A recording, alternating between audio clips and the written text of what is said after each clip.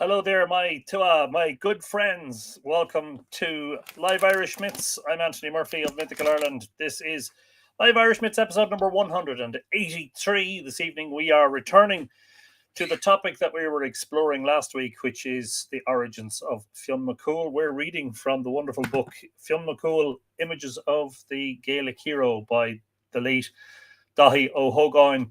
Hope you're all keeping safe and well. At this moment in time, there is a very, very heavy shower here in Drogheda in the Boyne Valley. We have had a mixture of sunshine and very heavy showers today. We got really lucky yesterday with the first gathering of the Mythical Ireland community, which took place at the Hill of Tara. What a wonderful day we had. Lots of lovely interactions, lots of wonderful people, great atmosphere. A lovely picnic followed by a tour of the sites. It did do a bit of rain during the tour, but not enough to deter most people. And the really heaviest rain didn't actually come until after the event was over, which was great. What a wonderful honor and a joy for me to meet so many of you and to put some faces to some of those names that have been appearing in the comments, etc., on the live streams and on the Facebook and Instagram over the last 2 or 3 years. Yeah, a great pleasure, a wonderful event, and we're already thinking and talking about the next one. So stay tuned, as they say. If you're watching us this evening or this afternoon or this morning, we're streaming simultaneously on the Mythical Ireland YouTube channel and also the main Mythical Ireland Facebook page. Auntie Jo is in the house. I'm sure she will hopefully share the stream on the Mythical Ireland community and Mythical Ireland creatives. Don't be afraid to say hello. We will say hello back. Elizabeth Champagne is the first of the commenters. A very good just about afternoon to you in Vancouver in British Columbia, all the way from us here in the Boyne Valley. Barb Jordan is on the East Coast in New York. Barb, you're very welcome to the stream. Auntie Jo is in Colorado on a cool spring day. Good to be with you and Tua. Yes, indeed. And we are joyful to have your company. Peter Woods, Office Care 36 says, couldn't make yesterday. Nursing home duties. That's allowed, Peter. We'll see you on the next one, hopefully. Janet Moran says, hello, Anthony, and the mighty Tua. Indeed, Falcha, Janet. Alan Hoskins is saying hello from Ballina-Killaloe. No rain here just now. Great day, Astrid. Good to meet so many of the family. Yes, a great pleasure, Alan, to meet you and to put a face to the name. A wonderful day, really, really special. We'll live long in the memory. And finished off with a rousing performance of Raglan Road by our good friend Tom Smith on Gubba, the Smith of the Tua, who also sings a mean ballad, it has to be said. Anne McCallum says, hello, Anton, and all the mighty Tua. I hope everyone is keeping well. Really enjoyed the videos and the photos of the first gathering of the Tua. Thanks for allowing the rest of us sharing the fun. Our great pleasure, Anne.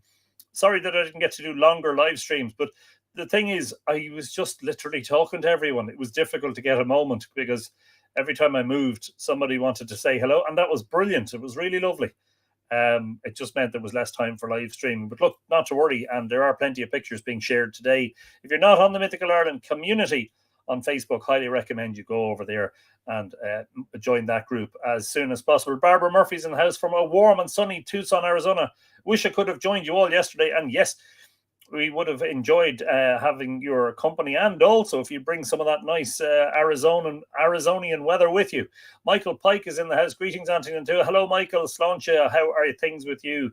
Mocharja. Susan Scott is saying hello. Good to be back live with you. Yes, indeed.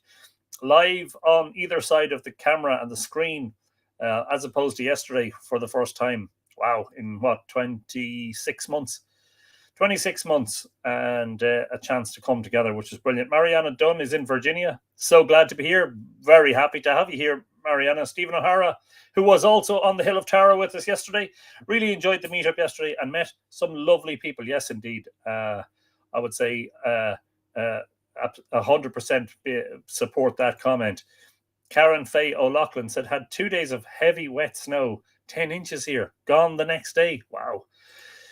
Fascinating. And that's in Boulder in Colorado. So some interesting extremes in the weather going on in different parts. Daisy Peters, hello, Daisy. Good afternoon to you. Thank you for joining us. Hello, have you all a very pleasant night? Well, I hope that we have. Delighted that we're doing live streams in daylight. The heavy shower slowly giving way to some brighter weather outside. Paul Campbell is in Galway City on the west coast of Ireland. Thanks for the plug yesterday, Paul, for our gathering. Appreciate that. Joe has shared the live stream. Brilliant stuff. Thank you, Joe. Thanks a million for doing that. Adina Sparks is joining. Enjoyed the live stream yesterday and all the photos. Good afternoon to you, Adina, and thanks. Yeah, we were glad to be able to share some of it. And sorry that there were a lot of people who couldn't make it for various reasons, a lot of them pertaining to geographical distance, and that's perfectly understandable. Maybe there's an idea there. Maybe we'll do a gathering of the Tua in the United States / Canada.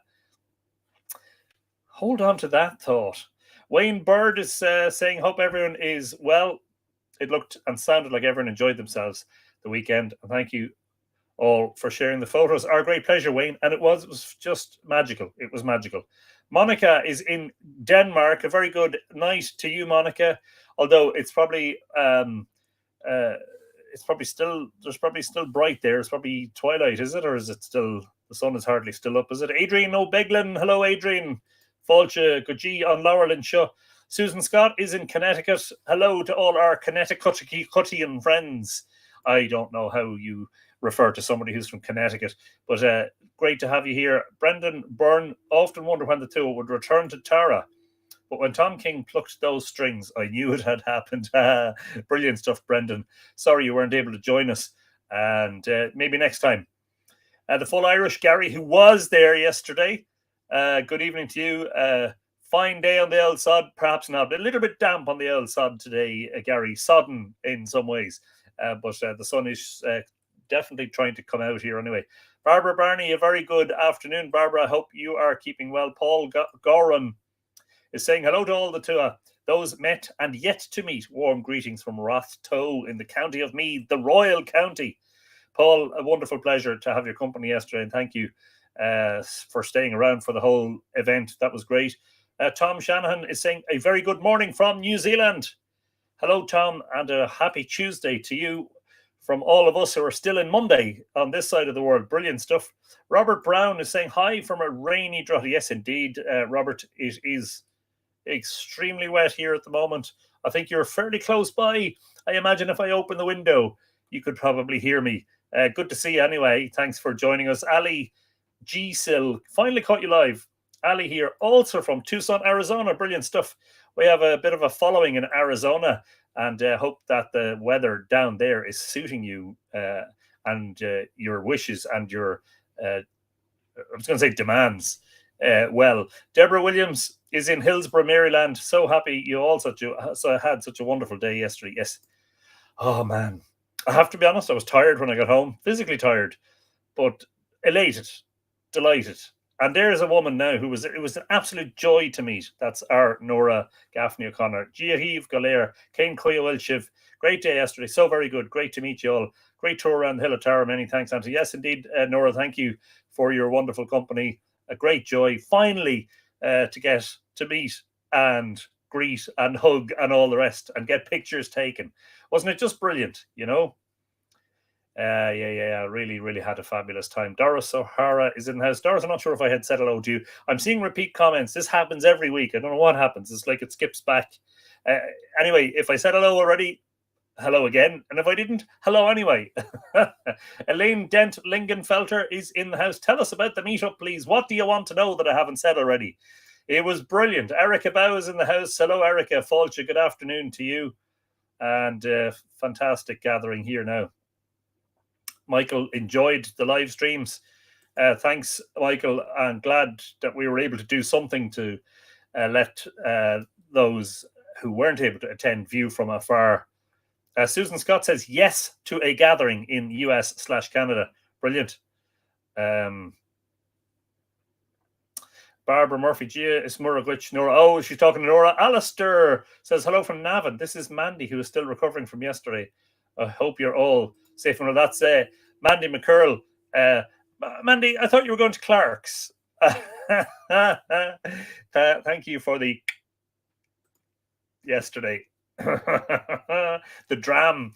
As is typical of the live streams, when we actually got together, there was a few people having a little drama, and that was perfectly okay because that was in the spirit of the occasion. Yeah, brilliant. Thank you for making the effort to travel from Isle of Mull, Scotland, over to Ireland, especially to meet the Tua. And so I saw the interactions. I saw the great smiles and the joy on people's faces. They got to meet Mandy and others. Like, I hate to mention, you see, if I mention names, I'll forget names. I know John Mayne was thrilled to be there, and John was in the company of Morgan Llewellyn, the author, who was absolutely chuffed to be there. I had the great joy of giving Morgan a lift home. And we had just wonderful flowing conversation in the car with several others. Paul, of course, Nora. We had Anne Scott Doherty and her husband Bill. We had Heather and Carol, who have been regular viewers over the last couple of years, who brought a lovely gift from the States. Miriam Eckhart was there, who myself and Tom had met at Ishnok a couple of weeks ago. I met Josie Weatherford, Claire Kelly, Blahin, is it Nigula Rua? Jesus, sure enough, Alan Hoskins, of course. Sure enough, it's just as soon as you start throwing out names, you forget someone, and that someone is offended by the fact that they weren't mentioned. I do apologize, and many, many others. So a great pleasure. Running Wolfhounds says, Slán. Oh, are you away already? Well, hello and goodbye. Monica is saying it's very bright here, sunny and a strong wind, waiting for the rain from Ireland later tonight. Yeah. I think the showers will die out as the night comes in. Robin Rickman is in the house. Hello, Robin. Falcha. Rowan Grove is saying hello from Colorado. Rowan, always a pleasure. One of our regulars. Great to see you all. I have missed everyone. It is cool and beautiful in Western Pennsylvania. It sounds a bit Irish, although we're wet at the moment as well. Tom King saying hello. Still buzzing from the meetup yesterday. What a wonderful occasion to absent friends. There is a next time and looking forward. Absolutely right, Tom. 100%. Next time is right. Tom Shanahan, nice work, Anthony. Love the show. Connecting me with home. Very glad to do it, Tom. A great honor for me, and lovely to have so many people connecting with it all and enjoying it all and interacting with the Tua. Karen Faye O'Loughlin says, I volunteer Colorado for the US and Canada meeting. You nominate Colorado. I wouldn't say no to Colorado. Yes, I'm not sure about flights from Ireland, but sure, we'll work it out somehow, you know. If I have to row across the Atlantic Ocean, that's what I'll do, you know. Brilliant. Hunting Hills says, hi. Hello there, Sláinte. Falcha. Who am I missing? Oh, there's John Mayne now, the Main Man. He's never heard that before. Banachty on Tua Golair from John Mayne and Morgan Llewellyn, who says a big Goramila Mahagut to everyone she had the great pleasure of chatting with yesterday. What a wonderful, extraordinary delight to have Morgan's company for the event. Brilliant. And thank you indeed for arranging to get her there safely, John. Thank you. Lots of praise for Tom and his fabulous singing. Oh, Clark's is for Tuesday. I might be able to drop down. I mean, if I wasn't interrupting anything, you know, I might go down for one, you know. Sure, it's only down the road, you know. Who else am I missing? Lots of lovely interactions. Oh, wow. Such a wonderful, busy chat this evening. Anna Liffey, who I also met yesterday. I did forget that name. You'll have to get a guest book to be completed for each gathering. It would be a nice record and also help with the members. Yeah, really good idea. I am terrible with names. I do apologize. I am terrible with names. I never forget a face. And I see someone and I go, I know who this is. A couple of people introduced themselves to me yesterday and said, oh, I met you before. And I'm like, I know your face. And then they told me the name. I'm like, brilliant. I blame that on age. Viviana Alvarez is saying hello from Argentina. Hello to our Southern Hemisphere friends. What a wonderful pleasure to have you on the live stream. Thank you for joining us. I hope you enjoy your time here, and hopefully you'll enjoy the storytelling and maybe learn something and make some new friends. Mes Marion is back. Oh, sounds like a wonderful, amazing fun meetup. Blessings, everyone. Yes, it was, Mes Marion. It was fantastic. Anya Ryan, fabulous day, Esther Anthony. Great to meet so many fascinating people. There's another name that I forgot. That's Anya, our friend. Anya, I'm right in saying that you're either an archaeologist or you're extremely interested in archaeology. And you also captured that wonderful video of the swans taking off in front of Newgrange. Fabulous capture. Anthony Kelly wants to know what's the story on those great photos of planes. Well, I just have a lifelong interest in aviation, believe it or not. I like airplanes. I know. Strange mixture of interests and talents. I also can do Morse code. I use typewriters and I play the euphonium. What can I say? Yes. Small Van, Big World is in the house from Hampshire in the UK. Hello and a very good evening to you. Thanks for joining us. You're very welcome. Kathleen Gallagher is in New York. Beautiful sunny day there. Fabulous to have been able to share online the cumulative power group energies transmitted through live stream. Brilliant, Kathleen. Glad that you were able to enjoy it. Erica Rivertree is in the house from Kentucky. Conas the Hatu, Tomegama, August Tosafane, Gohiantuck, up the middle and down the sides, as we say when someone asks how she couldn't. Barbara agrees that a meeting in the US or Canada would be fabulous. Let's try and make it happen. Seamus Mars in the house. How's the clan? Hope yous are well. Well, we're all in. Well, I'm speaking for myself, but I can tell you that everybody who's on the Hill of Tara yesterday was in fine fettle. Anne Scott Doherty fell asleep and is now late for class. That's okay. You were taxed to the limit yesterday with everything that went on. I'm sure that, like myself, by the time you hit the bed last night, you were exhausted from it all, but it was brilliant. And it was great to see you there. I didn't realize you were in Ireland because I think the last time we live streamed, you said you were in the States. And so when I saw your face in the car park, I was like, that looks like Anne. And I was no, I had to do a double. It's just a woman who looks like her. And then she waved at me. I'm like, it is Anne. Fabulous. No formal training, says Anya. Well, I like that. I like that. Your interest, you could have pulled the wool over my eyes on that one and told me you were a qualified archaeologist and I would have believed it. Brilliant stuff. Yeah. So maybe a little gentle nudge in that direction, and who knows? I'd say if you probably studied to become an archaeologist, you'd find it really easy. Keith Swift is in Southeast Florida. Hello, Keith. Are you down near, is it Miami, is it? Keith, a great pleasure to have you in the house. Good afternoon to you.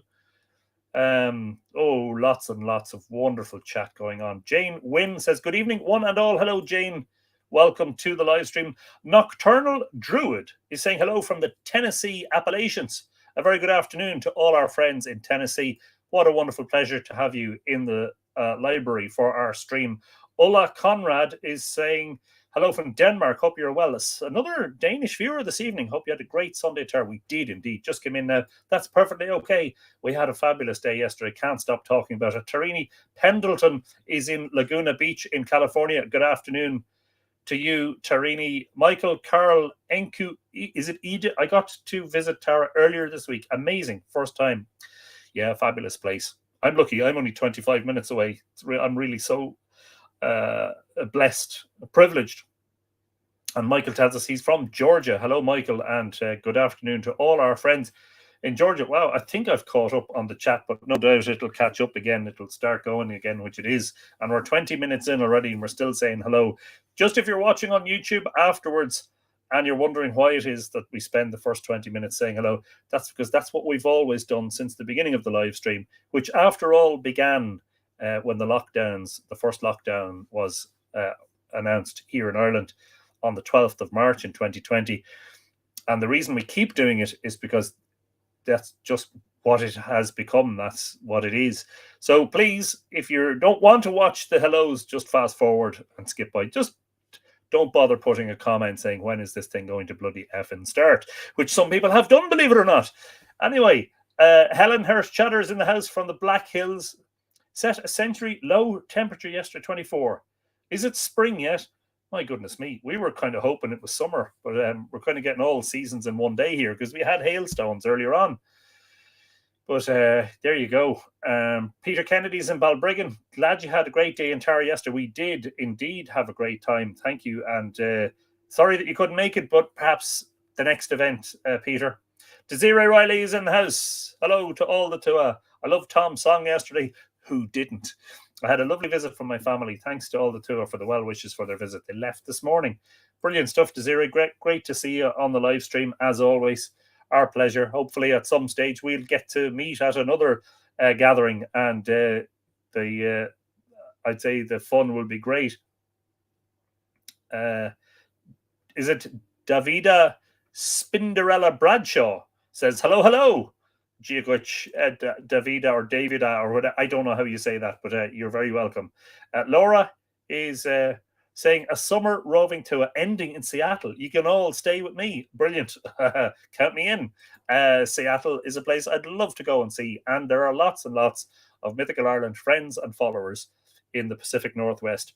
There is a very high concentration of followers in Oregon and in Washington State. So I'd be among great friends up that direction.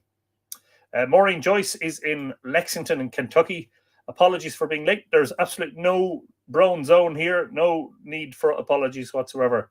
And we are just about to start. So as I said, we're still talking about Fionn McCool, picking up where we left off last week. A lot of very good feedback after last week's stream. So I'm just getting a cloth here to wipe my spectacles because they're a tiny bit dusty. A lot of great feedback last week.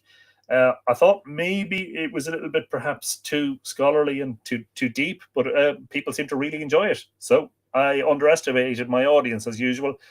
Silly me, how dare I? A lot of you are even more knowledgeable than I am, so I don't know what I'm talking about.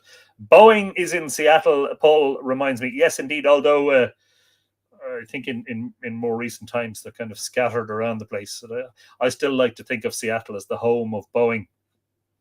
Might get to see some airplanes while I'm over there. Who knows? But we have some very, very special friends in that part of the world. Special shout out to Pat Rowan in Port Townsend, to Judith Nylan, who lives not far from Seattle, and somebody else there that I was thinking of in that area. Oh, yeah, of course. Aaron Durrett on Vashon. Our Vashon Island are one of the, I hate to say it because again if I single people out other people will be offended, one of our regulars. Anyway, yes, indeed. Stephen O'Hara actually had a great night in Drogheda and back in Kilkenny by 12 today, back to reality. I was back at work myself today, but I was on a high, I'll tell you. It was great. And roll on the next time. Keith Swift is saying from Oregon originally. There you go. I'm telling you, there's something magnetic about the Pacific Northwest and Mythical Ireland. I always say I've never been, but I hope to get there before too long. My friends in the Pacific Northwest say that the climate is very Irish. They have a climate, their weather systems heavily influenced by the Pacific and their proximity to it in much the same way as the weather here is greatly affected by the Atlantic. So there you go. Robert Friend is in the house. Hello, Robert. Good evening to you. Anthony, speak for myself. I'm sorry for me when I'm late. Yeah, it's all right. I won't make you stand at the front of the class and I won't make you write 100 lines. John Main is telling us Port Townsend is beautiful. Yes, and is it the mountains? The Olympic Mountains, is it? Is it the Olympic Peninsula? I have it in my head that it's either the Olympic Mountains or the Atlas Mountains. I think it's the Olympic Mountains, isn't it? Yeah, I would love to take a drive around there someday. Maybe we'll get the chance. Anyway, we better start because it's 8:25. And we finished last week halfway through the opening chapter of this wonderful publication, which is Images of the Gaelic Hero Fionn McCool by Dáithí Ó hÓgáin. And if you're interested, it was published originally by Gillan Macmillan in 1988. Yeah, 1988. An old one, an oldie but a goldie. Olympic Mountain, says Laura. Yes, indeed. Yeah. And Niamh Goodall enjoyed. Thank you, Niamh.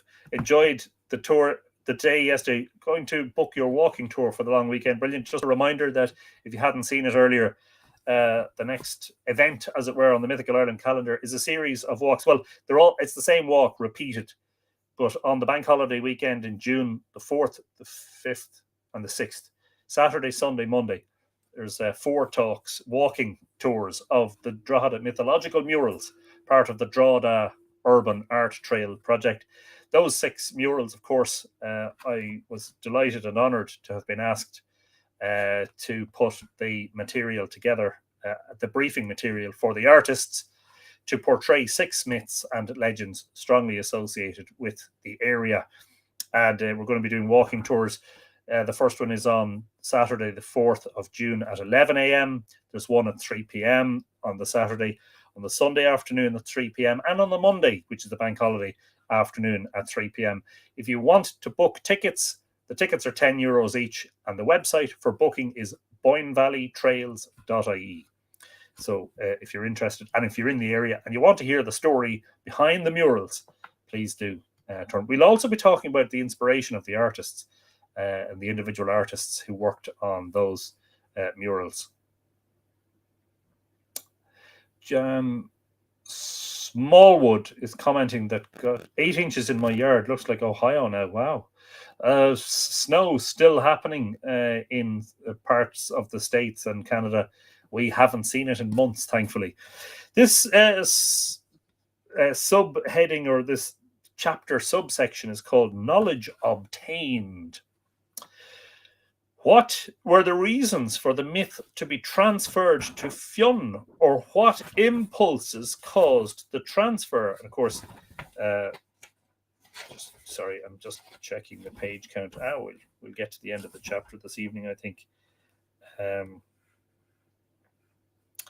And we were talking last week about the one-eyed, the gull, and the burner. We were talking about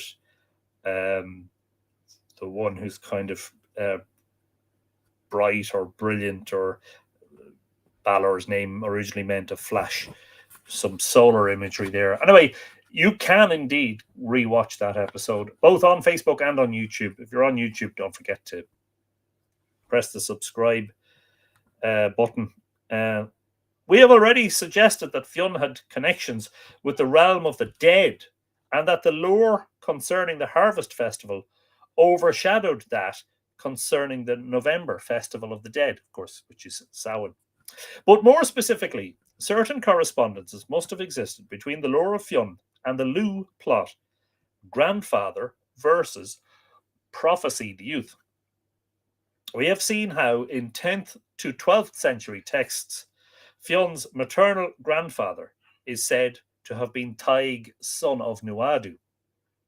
Both of these characters, the texts tell us, were druids.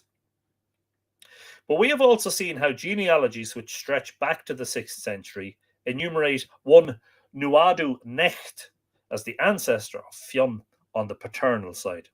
It is therefore clear that Nuadu was switched onto the mother's side of the family in order to facilitate the plot of the tyrant grandfather story, and that this alteration was not convincing enough to impose itself on the Leinster genealogists. The question of Nuadu's original relationship to Fionn is a very confused one, and several scholars have argued that the occurrence in Welsh tradition of a character called Gwyn ap Nudd testifies, forgive my pronunciation, testifies to a Celtic connection between the two, anterior to the Irish culture. The evidence for this is not sufficiently clear, however, and the attribution of a father called Nudd to Gwyn could be a borrowing from Ireland by a Welshman who knew that the names Fionn and Gwyn had the same meaning. The real explanation may be that Nuadu was superimposed on the figure of Fionn in the Boyne Valley in antiquity. His name is cognate with that of the British Celtic deity Nodons, and probably signified catcher of fish. Fascinating. We shall see presently that Fionn was often portrayed as a gainer of wisdom from mystic waters, and this would have attracted the figure of Nuadu to his context. The nomenclature of Nuadu and Fionn is united in quite early literary sources. The former is sometimes, in fact, called Nuadu Find, or more explicitly, Nuadu Ekes, the seer, similar to Finneicus, which is the druid who was trying to catch the salmon of knowledge when Fionn came along, when Jevna came along, before he was known as Fionn. A combination of the two designations occurs in Nuadu Finneicus. This same Finneicus is the name of a character in a 12th century text with whom Fionn has dealings in the process of acquiring wisdom, the aforementioned story of the salmon of knowledge. He was cooking a, quote, salmon of knowledge, unquote, in order to gain wisdom, but Fionn accidentally tasted it before him and thus took the prowess from his grasp.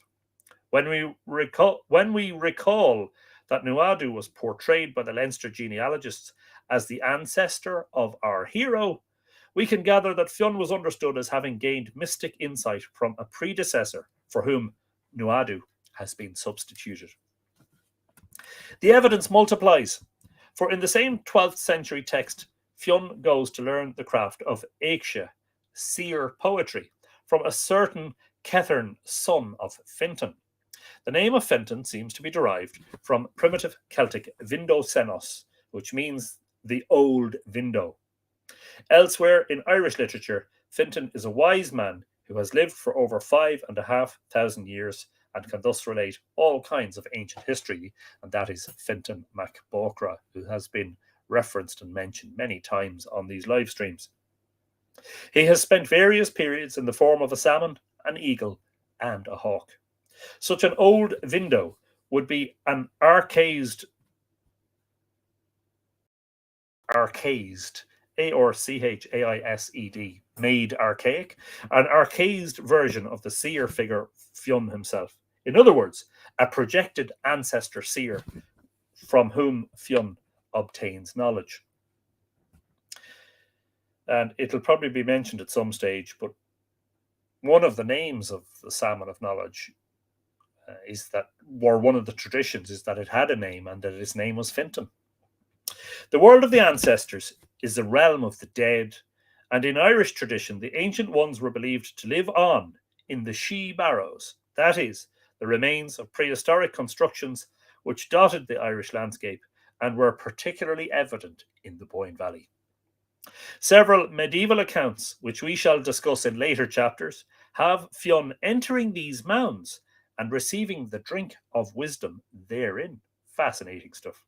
So we assume that in archaic Irish lore, Fionn had the function of visiting the realm of the dead in order to gain knowledge. This is a shamanic practice, which is well documented among primitive peoples, and Irish tradition itself furnishes much evidence of it. This includes the rituals engaged in by poets, such as composing in the dark and near mounds and rats, as well as the wide antiquarian knowledge which the true poet was expected to possess. One reference which is especially pertinent in this context comes from a 9th century text which describes a disputation between two poets.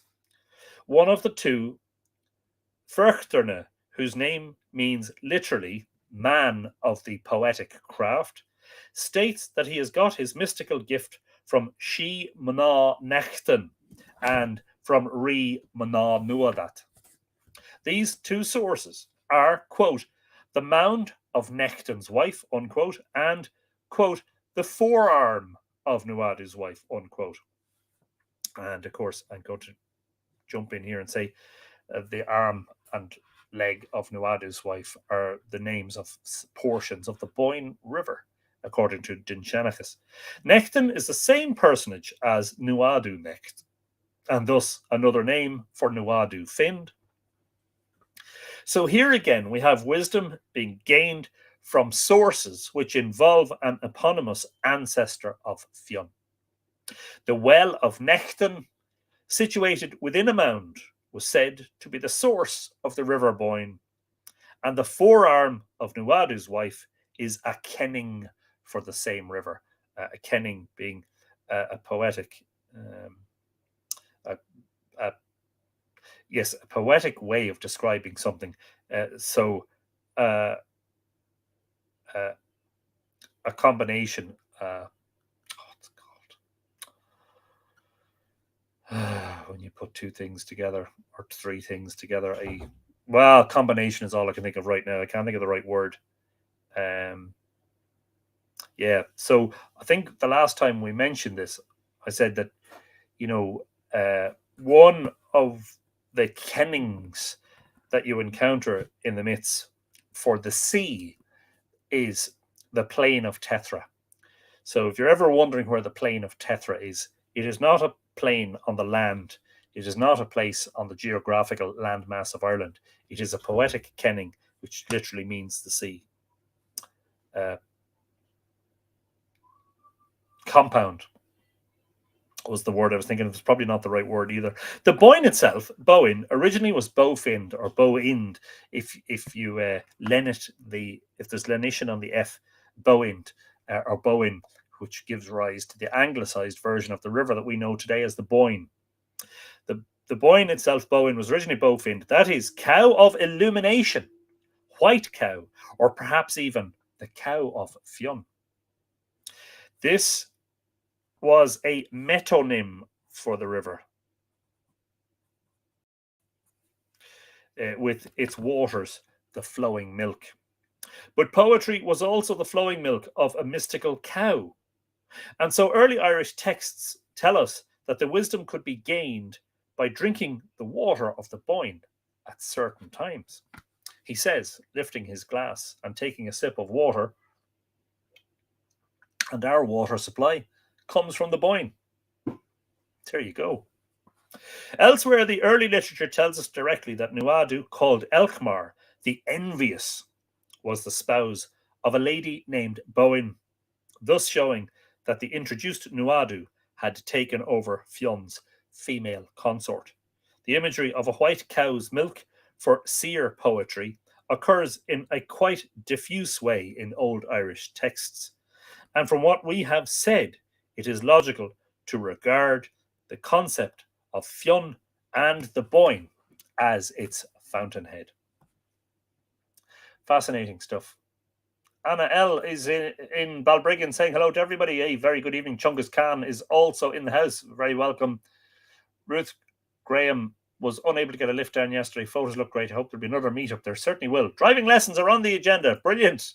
And maybe get a bus license as well. You can drive the bus when we're visiting all the distilleries around the... No, we're not going on a drunken tour, I promise. But we certainly will go to some special locations. Megan is saying hello from Montana in the USA. So homesick for Ireland. Thank you, Anthony. A great delight to be able to share it all, Megan. Not sure when we've had somebody in Montana viewing, but a very, very good afternoon to you. Sip of the Boyne, says Kyle. Yes, indeed, a sip of the Boyne. The next subheading is called the Divine Child.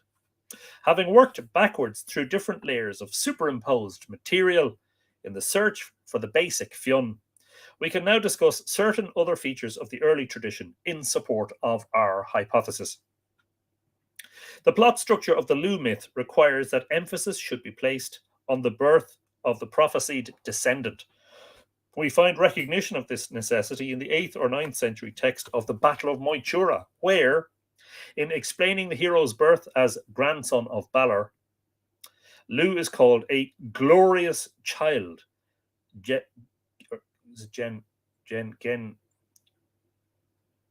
G at the beginning of a word. Gen Boda. Insofar as Lugh is concerned, this is the only context in which tradition emphasizes his youth. In the lore of Fionn, however, youth is a recurring theme and covers a much more general range of narrative. So his youth, as opposed to the age of his ancestor, must have been central to the reason why he was a suitable character to borrow the Lugh myth.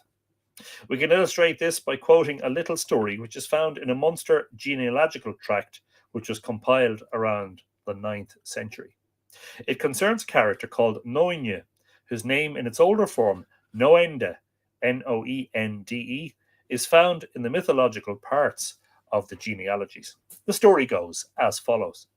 Dáithí, son of Dáithí, took the kingship. Before he died, his daughter bore a son, that is, Noine. The druid had told him that when his daughter gave birth to a son, he would himself die. So he kept watch over her. Nevertheless, Cumhaill, Angus, made her pregnant as the girl went through delirium out of the fortress. As the girl went through delirium out of the fortress, I think that's the emphasis there, the druids watched her womb for 9 years. That is 9 months by 9. Okay, not following the logic here, but just let's stick with it. Until the son was born, a child of 9 sayings. And there is our Saskia, urgently needing to go to the... yes, Coda. No, you can't accompany her. Saskia is being led out to relieve herself in the backyard. And Coda is not impressed that he's not able to accompany her. Anyway, let's rewind a second here. The druids watched her womb for 9 years, that is 9 months by 9, until the son was born, a child of 9 sayings, which is 9 sayings he gave immediately after being born. Well, what do you know? A baby who's born after 9 years really being 81 months, and who is immediately upon birth able to utter 9 sayings. Incredible stuff, I think you'll agree. He was born with locks the length of 2 hands and with a curly beard,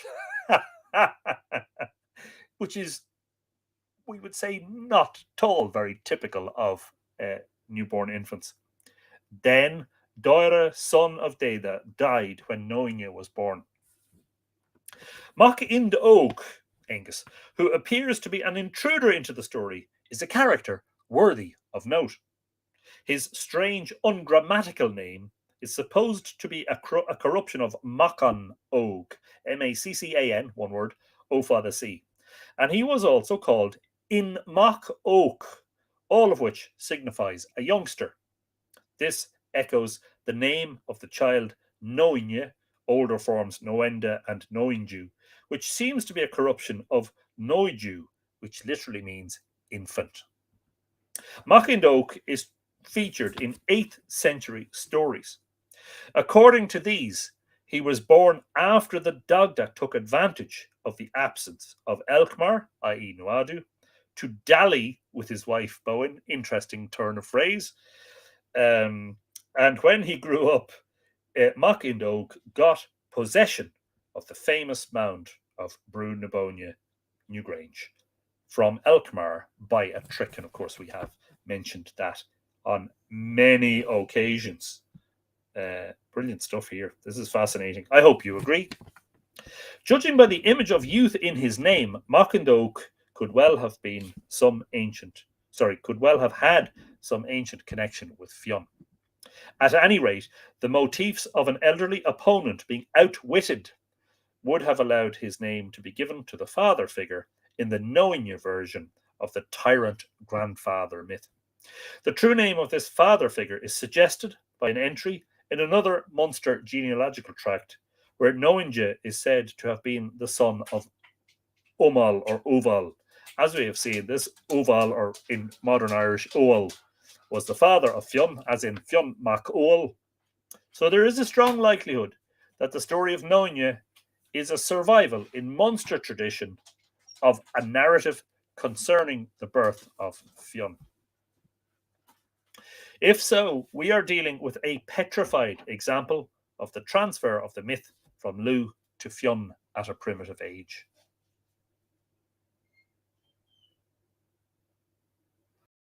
Desiree, your dogs, as always, reacting to the noise of my dogs, our dogs, and saying hello all around the world in bark.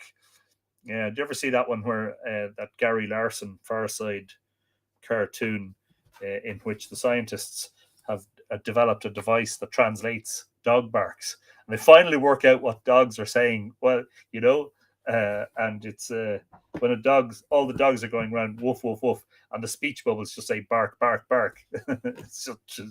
It's silly, but it's funny. By the way, when I walked into the bookshop the other day, I saw a book, and the title of the book was "Solve 50% of All Your Problems." I bought 2 copies. I do apologize. Look, Mythflix is known for mythology and bad dad jokes and dogs barking in the background. This theory seems to hold when we dissect the elements of the Noinne story. Dara is there, that fiery grandfather figure of the Lugh complex, whom we have already met in an artificial role as maternal grandfather of Fionn.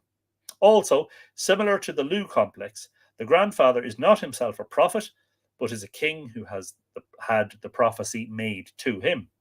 However, the switch to Fionn is already underway, and the story definitely stresses the possession of wisdom. The child is born with mature physical features, as if to underline mental maturity, and he mouths 9 maxims. The stress on the number 9 here must refer to the 9 months or 9 years parturition, that is to say, the stages of his full mental development have been achieved before birth. Perhaps most revealing of all is the hesitancy which the narrative shows as regards the final twist in the plot. The child does not actually kill Dara, but the grandfather dies instead in a rather contrived way. In other words, his role is being taken over rather than his power conquered. This accords well with what we have been saying about the old Fionn bequeathing his wisdom to the younger Fionn. Pardon me. Irish Techno, thinking you did not actually miss most of the episode. We didn't start reading until at least 25 past 8 because there was so much. There's so many viewers, and because there's such wonderful conversation about yesterday's gathering. So don't worry, you're not that late. Although it has been noted, I am going to take your name in the book. Marcus late. 100 lines. I must not be late for class. Yes, Desiree, absolutely bring the pups to Ireland. That will be a joy. We'll let them all out into a field to run around together. They'll have mighty crack all together.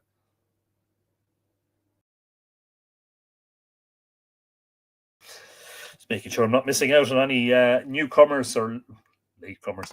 Speaking of latecomers, no, I already took it. Mark, hello, how are you?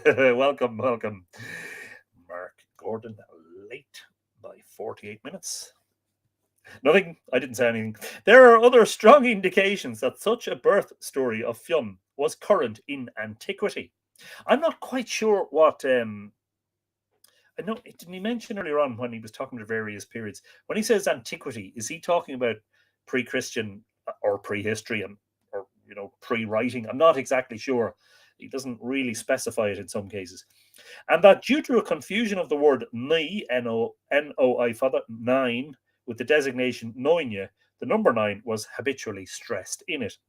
A 10th century poem states that Fionn was conceived 9 hours before his father's death in battle.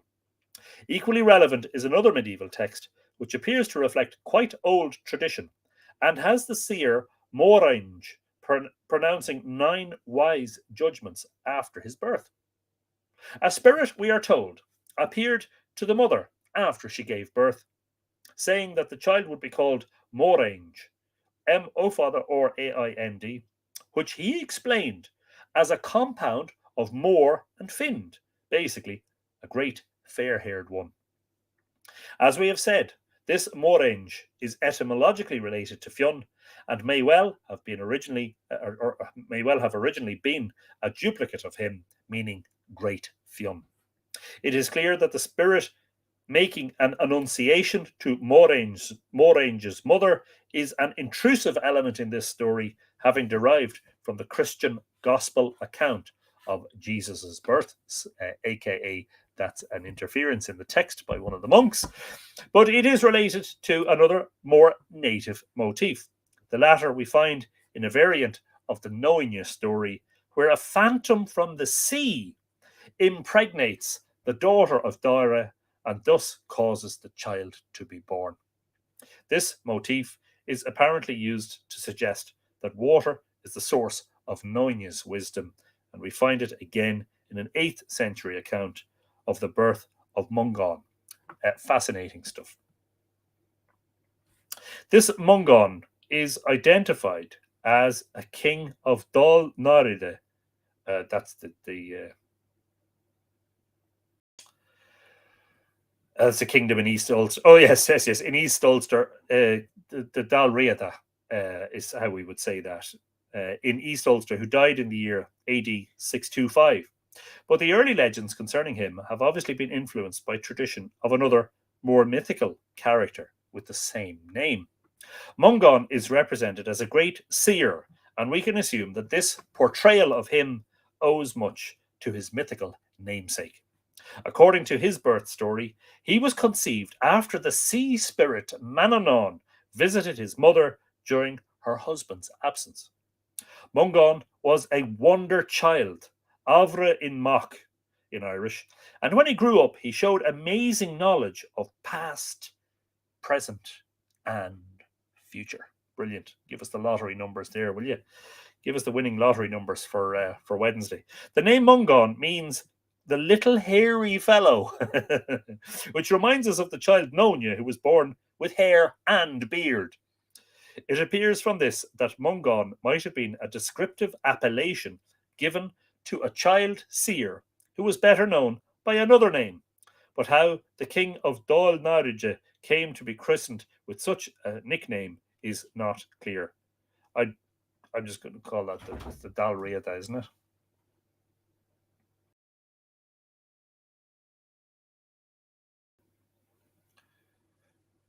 Mark Marnell is here and is looking forward to the surprise ending.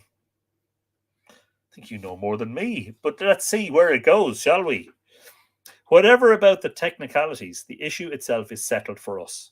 For the ancient compiler of the Mungán lore tells us directly that Mungán and Fionn were one. There it is, stated very explicitly. As if baffled by the different traditions he is trying to reconcile with each other, he says, quote, that Mungán was Fionn, though he would not allow it to be told, unquote.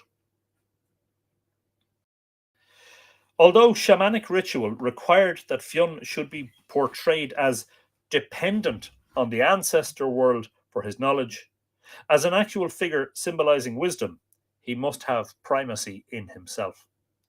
As in human culture generally, from magic to epistemology, it is the concept of knowledge which has initial stress.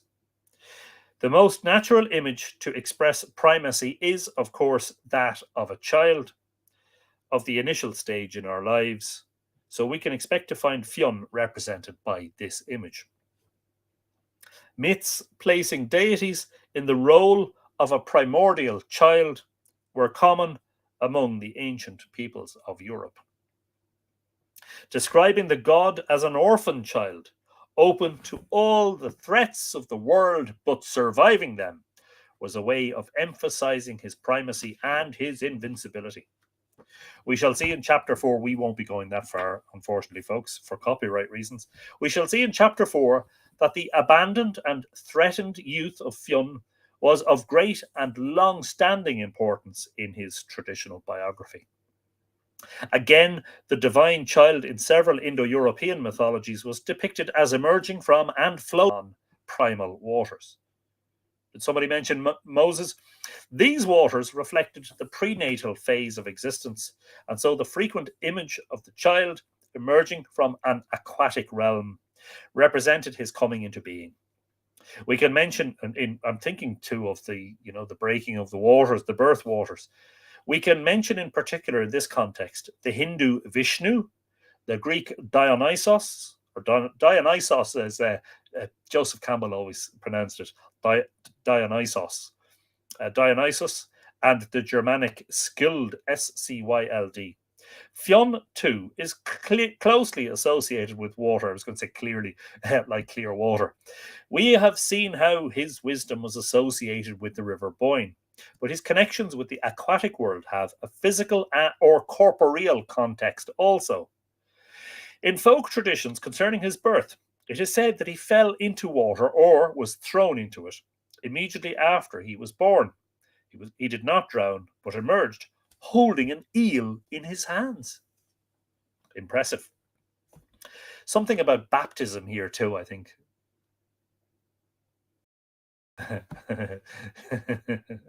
Brendan's saying, hope you're not late. Anthony is watching. Who is late? Let me check to see who has arrived. Rosanna Marsh is watching from Fishhook in Cape Town, South Africa. A very great pleasure to greet you, Rosanna. You're very welcome to the live stream. Always a pleasure to see our friends from South Africa and indeed from the Southern Hemisphere. This legend of him seems to be very old, for a version of it, probably borrowed from Fionn, is told of the mythical King Cumhaill mac Nessa in a medieval text. It was through a water adventure in his youth that Fionn got his name, according to his 12th century biography.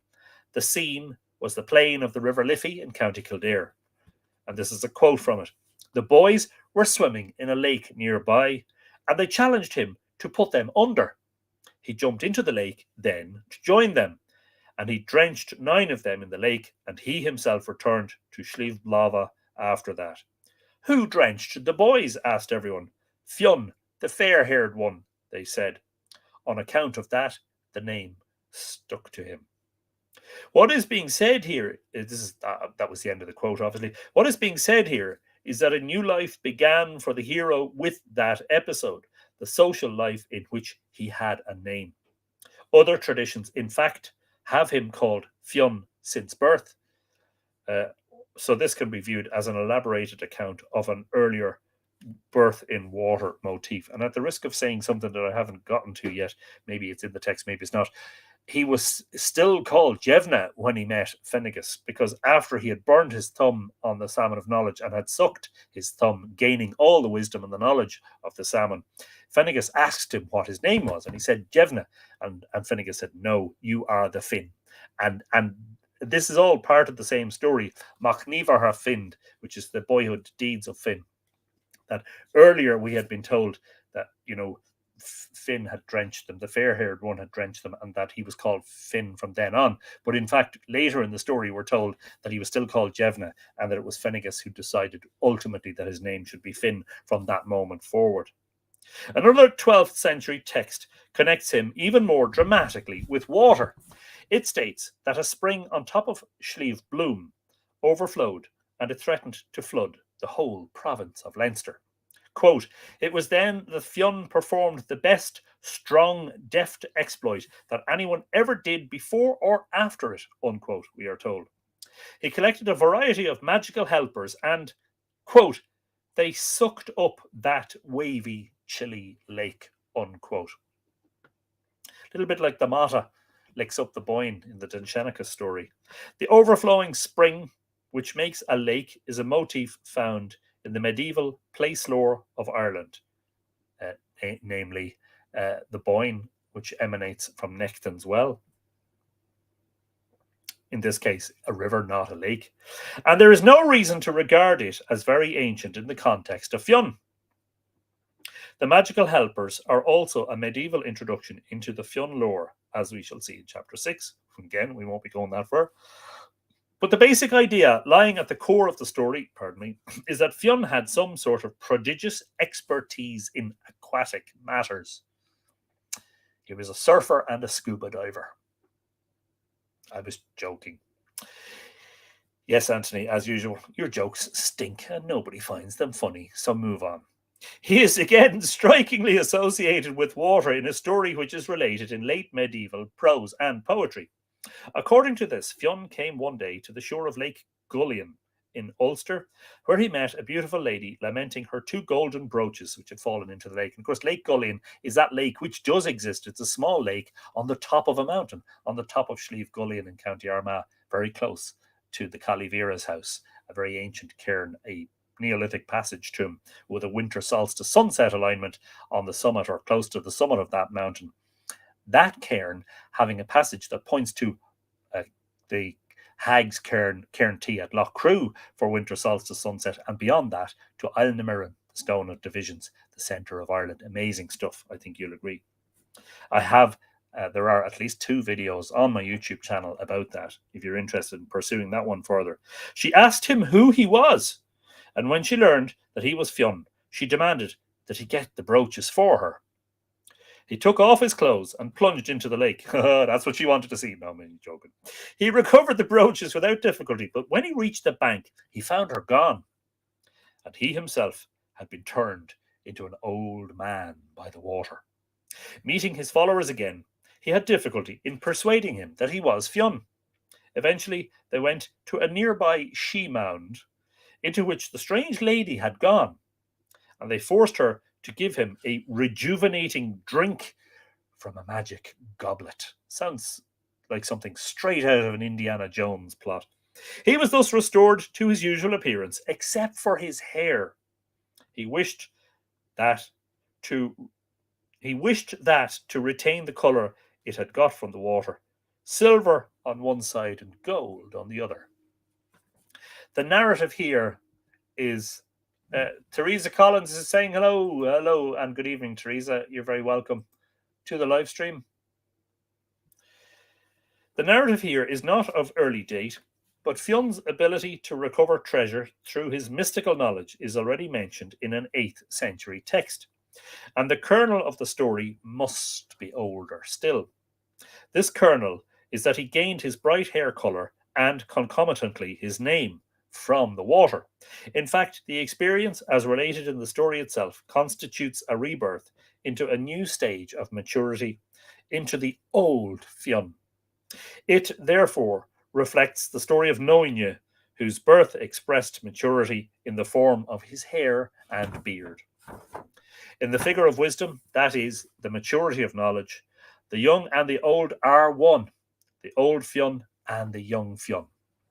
And his brightly coloured hair, which is at one with his name, is the outward sign of wisdom. An ancient Sanskrit story describes the god Vishnu as a boy, quote, amidst a cluster of enraptured, staring children, unquote. He had luminous features and was, quote, radiant with the lustre of wisdom, unquote. This boy explained to the god Indra the secrets of past ages and of the many dissolutions and recreations of the universe through which we had lived. Fascinating stuff. This reminds us of the Irish tradition of the reincarnations which Fenton, old Fionn, had gone through, and the great historical knowledge he had as a result. This metamorphosing is significant. We read in an 8th century text that Mungan, who was identified with Fionn, lived for ages in the shape of a deer, a salmon, and a swan, and as a result was able, quote, to reveal secrets to men, unquote. What about the women? Surely they needed some secrets too. The strong implication is that the archaic Fionn, as a personification of wisdom, practiced shape-shifting as a means to fulfill his function. Before the literary evidence becomes available to us, however, this means had been delegated to his ancestor, the old Fionn, because the deity was believed to have undergone the transformations at a prenatal stage. Since the birth of mature knowledge is the beginning of wisdom, the Fionn child is a symbol of his whole lifespan. His most characteristic act, and the earliest attested of him, is the sucking of his thumb to gain knowledge. This is, of course, a typical pose adopted by a child, but it continues as his own peculiar mystical rite at all stages of his life. As we shall see in chapter 3, various stories were used by writers from the 8th to the 12th centuries, and by the oral tradition generally, to explain the origin of this unique capability of his. The capability itself was stressed as a matter of course in stories concerning him in both ancient and modern times. It is appropriate to enumerate here the earliest descriptions of how he used the rite. And of course, in my monograph about Fionn and the Salmon of Knowledge, I talk about the idea that it wasn't always the idea of sucking his thumb that was important. Sometimes it was about chewing on the thumb and actually chewing the flesh of his thumb, sometimes chewing it down to the bone, and also the idea that he actually had a magical tooth, and that chewing his thumb against this tooth was an important part of the ritual act of accessing the knowledge. It wasn't always about sucking the thumb. In a 9th century text, and of course you can obtain a signed copy of said monograph on the Mythical Ireland website, that's mythicalireland.com. In a 9th century text, a corpse is identified in the following way. Quote, Fionn put his thumb in his mouth and he sang through Cumhaill, unquote. What he sang was an obscure rhetoric, making the identification. This Cumhaill has not been conclusively explained, but the most likely meaning is, quote, the shining of intellect, unquote. In a slightly earlier text, he recognizes a stranger by the same process. Quote, Fionn put his thumb in his mouth. When he took it out again, his imbus illumined him, and he sang an incantation, unquote. Yeah, wisdom tooth, some people are saying. Absolutely, yeah. Wisdom tooth, yes. Let me just make sure I'm not missing anything.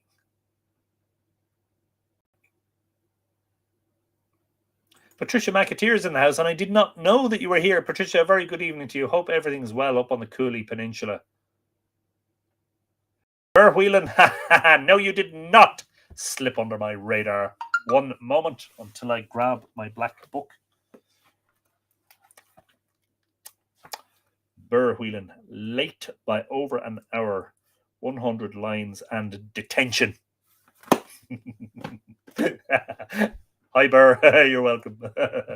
I better stop doing that. That's just going to make people uncomfortable. But don't be late again. I'm only joking. Where was I? Yes, I was. Yes, indeed. Fionn put his thumb in his mouth. When he took it out again, his imbus illumined him, and he sang an incantation. Again, we have an obscure rhetoric naming the person. The term here used, imbus, is a compound of fios, which means great knowledge. Perhaps the earliest evidence for Fionn's right is provided by a carving on a stone cross slab in County Donegal, dated to the 8th century. This comprises 2 figures on the arms of the cross, each of them a man sucking his thumb. Scholars are of the opinion that they represent Fionn as a prophet foretelling the coming of Christianity. If our interpretation of the youth themes concerning him is correct, then the thumb-sucking image of him as a child seer could be almost as ancient among the Celts as the name Vindo itself.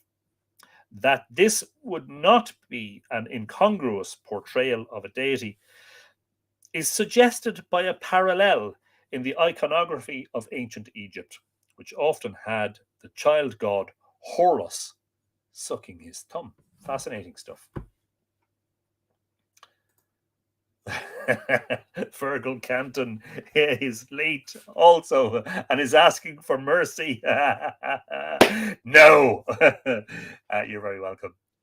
Please sit at the front of the class and pay attention and stay behind for half an hour and watch the whole thing over later on. No, you're very welcome. I really have to stop doing that.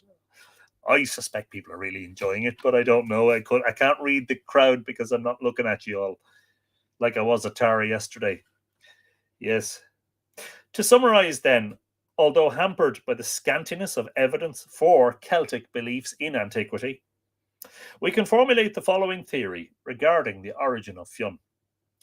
He was a divine figure symbolizing wisdom among the ancient Celts, and being knowledge originalized, he was represented as having been already a seer at birth. Thus, the typical thumb-in-mouth gesture of a child was portrayed as his practice when gaining knowledge of any particular situation. The idea of prenatal waters associated with divine child figures was especially stressed in Fionn's portrayal because it was believed that in water resided the source of mystical inspiration. Since his name in adjectival form signified bright or fair-haired, the lustre of wisdom showing itself in his person was expressed in terms of his blonde hair. Due to the shamanic ideas of actual practicing seers, Fionn was mythically described as entering the realm of the dead in order to gain knowledge from an ancestral double of himself. That is really fascinating. And the whole idea of this, that this is like a shamanic journey of sorts, reinforces that notion, that idea, that belief among some scholars of ancient Ireland that the she mounds weren't just tombs, that they were liminal places, liminal zones between worlds, where a certain elect few could go to commune with the ancestors or the spirits of the dead or the deities themselves. I love that notion of a shamanic journey in which somebody goes to an ancestral version of themselves to seek out wisdom. I think that's absolutely fascinating. Really, really deep and in a way inspiring, you know? Yeah. I wonder how many of our viewers have done any kind of shamanic work and shamanic journeying.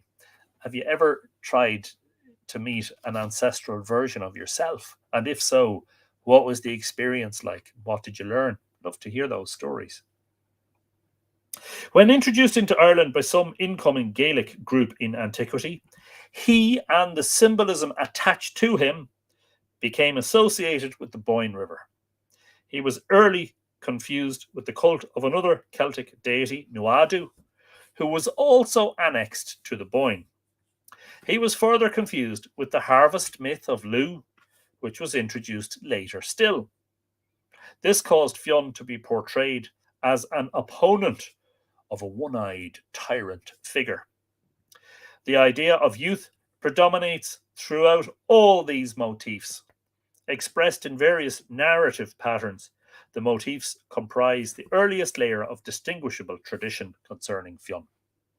On this basis, a rich and multifaceted heroic cycle was in the process of developing when the Irish language was first committed to writing, that is, in the 6th and 7th centuries. And thus ends chapter 1 of this wonderful book by Dáithí Ó. hÓgáin. And I have to say, it feels like we've gone in really, really deep, doesn't it? And it is the first of, in fact, 9 chapters and a 10th concluding chapter.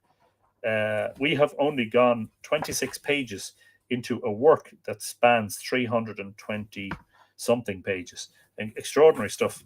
This is deep and wonderful, wonderful work by the late, great Dáithí Ó. hÓgáin. His work, already familiar to us.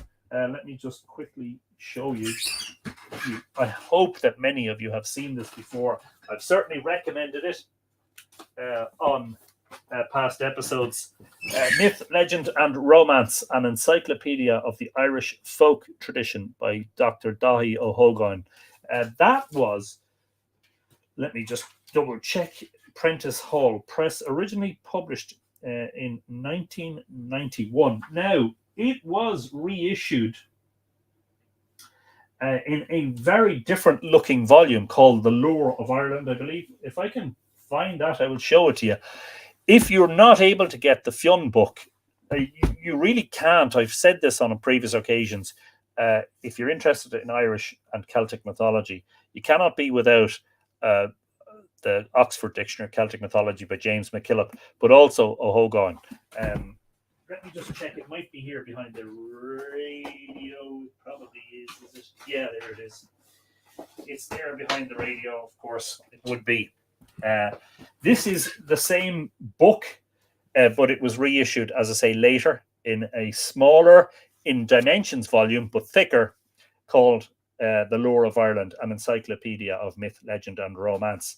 So that was published, let me just check, by the Collins Press, which is an Irish publishing company, in 2006.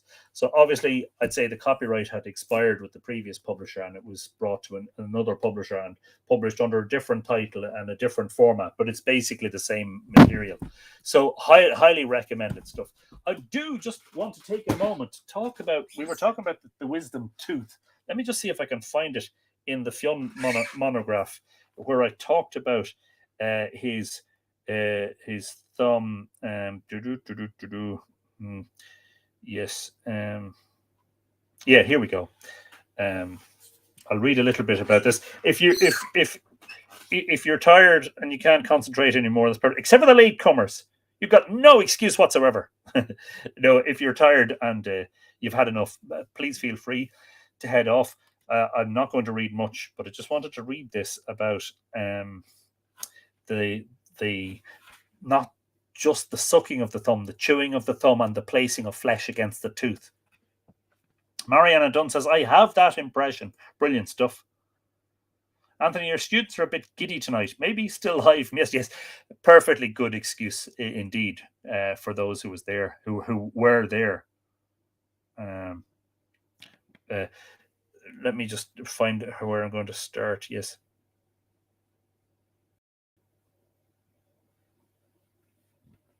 The earliest attestations of these three poetic skills, they're the three skills that Fionn gained through the Salmon of Knowledge: Chenim, Lyja, Imbus, Forestna, and one called Dichatal Dichaniv, which I will leave to explain some other time. The earliest attestations of these three poetic skills are contained in the 10th century Samas Cormac, which we'll come to shortly. Mayer translates Tenim Lyja as the illumination of song. What did hÓgáin call it? He called it, where was that? Imbus was great knowledge. What did he call it? Oh, of course, I'm not going to be able to find it quickly, and I don't want to kind of delay.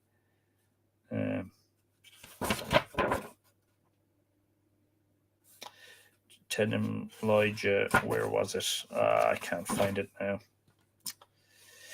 Anyway, it is back in the episode. It's there somewhere. The narrative of the story gives us more detail. Quote, it is that which gave the knowledge to Finn, to wit, whenever he put his thumb into his mouth and sang through Tenim Lyja, then whenever he had been ignorant of, whatever he had been ignorant of would be revealed to him. He need only suck on his thumb to gain keen insight into something about which he was previously uninformed. Here, perhaps, we see the wise seer Finn revert to his innocent, infantile state, the baby sucking its thumb, in which condition of purity or non-corruption the truth is perhaps best revealed. And that's my own interpretation. The Electronic Dictionary of the Irish Language tells us that Tenim Lyja is a divinatory incantation used by the Fillid, or the poet, the Fille. Tenim is related to tenid, a verb meaning cuts, cracks, or breaks. Gwyn suggests Tenim Lyja means the cracking of a nut, i.e., the solving of a riddle by the means of a lodge, L-A for the ID, or song. Perhaps we can best summarize Tenim Lyja as a revelation that breaks through from some unknown source while reciting a special incantation or invocation. The nuts which fell from the magic hazel trees into the well of Segish, where the Salmon of Knowledge was spawned and spent the early part of its life, were said, according to one account, to pass into the river Boyne either once a year or once in 7 years. And, quote, those mortals who were fortunate enough to find the nuts and to drink the imbus out of them obtained the seer's gift and became an accomplished fille. Irish linguistic scholar Thomas F. O'Rahilly has another notion as to what the Tenim Lyja might mean. He suggests that Lyja is the genitive form not of lodge, poem, but rather of Laed, lodge, meaning pith, the flesh or tissue beneath the skin, or marrow, a reference to the way in which the boy Finn might have chewed his thumb for divinatory purposes. Of Finn's three newly acquired skills, perhaps the best known is Imbus Forestna, which Meyer translates as knowledge which illumines. O'Donovan's translation of Sanus Cormac gives Imbus Forestny as, quote, knowledge that enlightens, i.e., it discovers everything which the poet likes and which he desires to manifest, unquote. But much more detail is provided. Quote, thus it is done. The poet chews a piece of the flesh of a red pig or of a dog or cat and puts it afterwards on the flag behind the door, i.e. a flagstone, and pronounces an incantation on it and offers it to idol gods. Of course, that's a Christian incursion, undoubtedly, and afterwards calls his idols to him, and then finds them not on the morrow, and pronounces incantations on his two palms, and calls again unto him his idol gods, etc., etc., etc. Presumably, in the case of Fionn, he chewed on a piece of salmon in place of the red pig or dog or cat.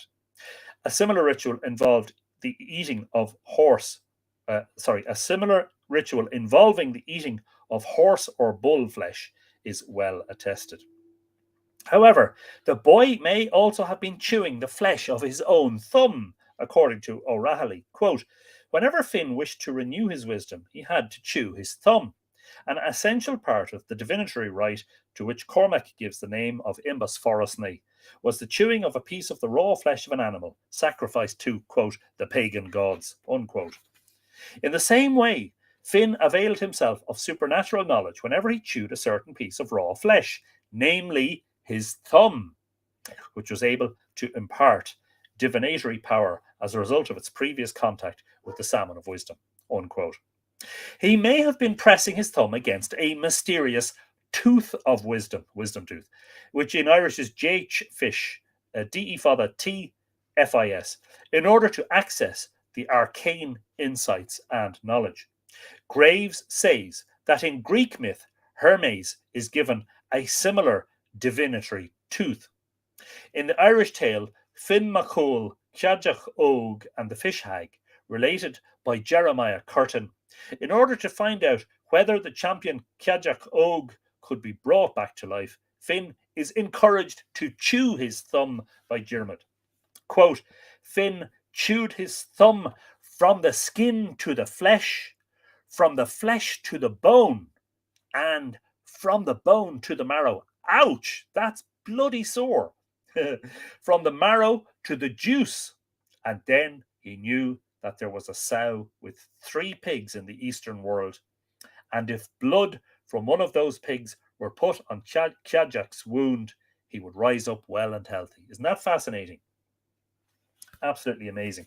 So it seems that there was more to the idea of the boy Fionn sucking his thumb than the mere infantile image that we have. And that in fact it may have been more to do with chewing, and not just having a chew, but going through the skin and the flesh and the bone and the marrow to the juice, and having to go to the emergency department afterwards to get stitches, I presume. Anyway. Any links to the Rock of Cashel? Helena Breen is asking. I'm not sure in what context, but of course Cormac MacCuillenan, who composed Cormac's glossary in the 10th century, was not only king of Cashel, he was a bishop as well. Fascinating. Anyway, I've had a lovely time this evening. I hope you all have. Not sure what we'll be doing next week. We'll definitely, I think we'll change tack somewhat. We'll find something new. Suggestions welcome, of course, by email or on comments below the videos afterwards. Just making sure that I haven't missed any questions or comments or latecomers. God help us if there's anybody this late. You're coming in at the very end, but that's okay. We don't have a problem with latecomers. We just note their names and we'll punish them accordingly. Mavanway Millward. Apparently, I did try to put the comment up. Hey, all late for everything at the moment. Sorry I missed your gathering. I'm moving home. I don't know where. Do you know what? That is the best excuse anybody has come up with so far for being late for an episode. I'm moving house. That's perfectly okay with me, Mavanway. And the very best of luck with the move. Hope it's not too stressful, and I hope the new place is really, really gorgeous. Anyway, that's the story. So who can believe that it's taken 26 months for the community to actually have an in-person meeting? But to be honest with you, this time 2 years ago, we hadn't a clue what was going to happen in terms of the pandemic. We were all very anxious and very worried about the future. And it's lovely that it has come so soon and that we haven't had to wait several more years. Thank you to the wonderful scholarly work of Dáithí Ó hÓgáin. Delighted. It's lovely for a person who's done so much work to leave such a wonderful, rich legacy. And that legacy is to be found in Dáithí's wonderful books. I highly recommend that you get them and add them to your collection. I don't need to recommend books to myself because my shelves are completely packed and creaking under the weight of all the books. I don't have room for them. Anyway, in the meantime, we will see you all very soon on the live streams. Don't forget the mural walks in Drogheda on the June bank holiday weekend. BoyneValleyTrails.ie is the website where you book your tickets. I have done so already today, but I will share that a number of times between now and then as a reminder. Also, suggestions for a Mythical Ireland community trip, maybe a bus trip, that we could all meet up, say, somewhere and go on a bus trip. I don't know. I'm just throwing ideas out that maybe we'll go to the Cage of Fields for a day. Maybe we'll go to the Giant's Causeway. Maybe we'll go to the National Museum. I don't know. Suggestions welcome. And I would welcome suggestions. And I would also welcome if somebody would say, I'll volunteer to help with that, to help organize it. I think that would be a great idea. So we could all get on a bus and go somewhere and have a great day out. Anyway, as I say, suggestions welcome. If there's an archaeological dig happening this summer that anybody knows about that we might be able to visit, unfortunately, the dig that was taking place last summer at Boyne Monastery outside Drogheda, I think is concluded. I don't think there'll be any more digging there. That would have been a great one. Matthew and Geraldine Stout, who are great friends of Mythical Ireland, were leading that one. But if anybody happens to know of an archaeological dig, perhaps we could broach the subject with the lead archaeologist on a dig, to go to a dig for a day or an afternoon as a group and be talked through what's happening and what's been found and interpreting the evidence. I think that would be fascinating. Loughcrew or Sligo, Paul says, I vote for Sligo only because I've been to Loughcrew many more times than I've been to Sligo. I think it would be lovely for us to climb Carrow Keel if people were fit and able. Full Irish is saying, I can help on anything in the Wicklow Mountains. Wicklow, another really beautiful part of the world.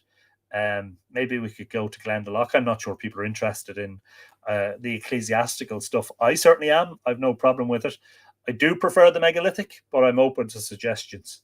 But anyway, just throwing out some ideas there, not forgetting that maybe before too long, there will be a Mythical Ireland community group meeting somewhere in the United States.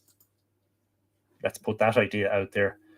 Send it up like a rocket blasting into the space to announce it to the universe and see what happens. Anyway, in the meantime, thank you very much for joining us this evening. And thank you so much, those of you who turned up at Tara yesterday. What a wonderful pleasure it was to walk over the crest of the hill and to see all those people sitting and picnicking and chatting and having a great time in Teach Míchuirte, the banqueting hall at Tara.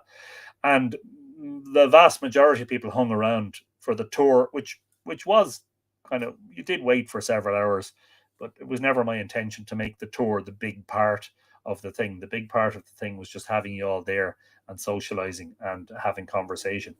Such a wonderful treat, and hope we can do that again very soon. Anyway, a very good night to you from the Boyne Valley. We'll see you all next Monday for the next live stream. That'll be episode 184. Wow, imagine. We'll have to do something very special for the 200th. Am I forgetting something? No, don't forget, as always, a quick mention for Tom King. If you want one of the wonderful items handmade by Tom in his forge here in the Boyne Valley, you can get those on the Mythical Ireland website at mythicalireland.com. And if you want to support Mythical Ireland, as always, your support is very welcome by becoming a patron. Patrons are treated to extra stuff. At the moment, I am releasing page by page the draft typescript of my next book to patrons at the Bronze Age level and above. So there you go. All the very best. Good night. Good morning to our New Zealand viewer. Good evening to our viewers in Britain and Europe, and indeed in Fishhook in Cape Town in South Africa. Good afternoon to all our friends in Canada and the United States, and indeed in South America, in Brazil and Argentina. What a wonderful joy it has been to have your company this evening. We'll see you again. We'll see you very soon, I hope. All the very best for now. And as I always say, Ikawa, which means good night.